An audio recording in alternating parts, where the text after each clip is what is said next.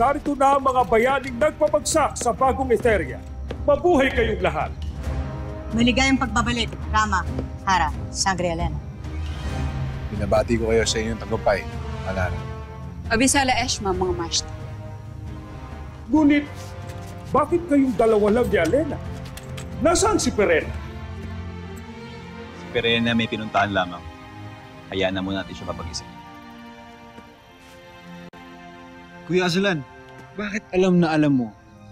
Ikaw ah. Gusto mo bang ibalik kita sa mundo ng mga tao? Ha? Binatang ligaw?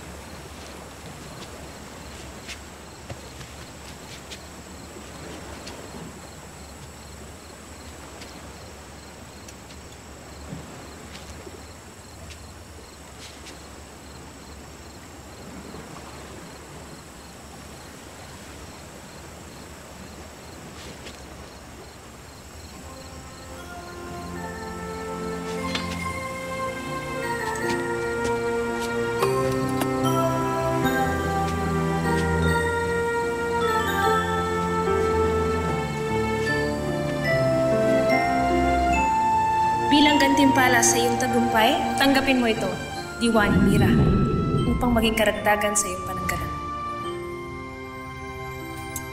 Amisala Eshmael.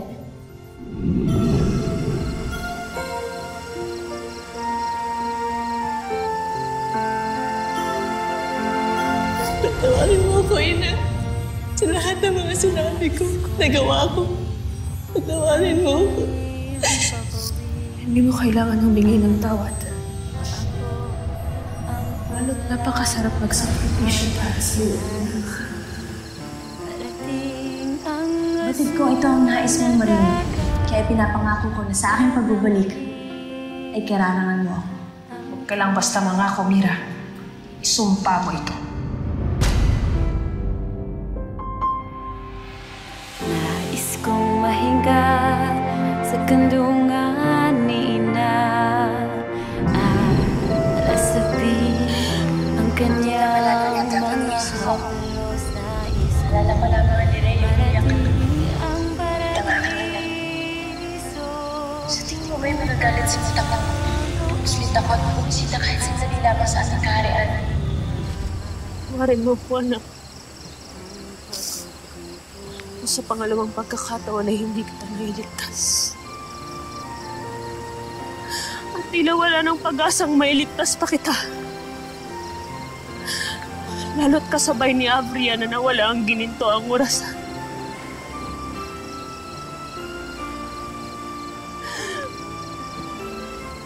Waltre, Mira! Waltre, aking anak! Sa pangalan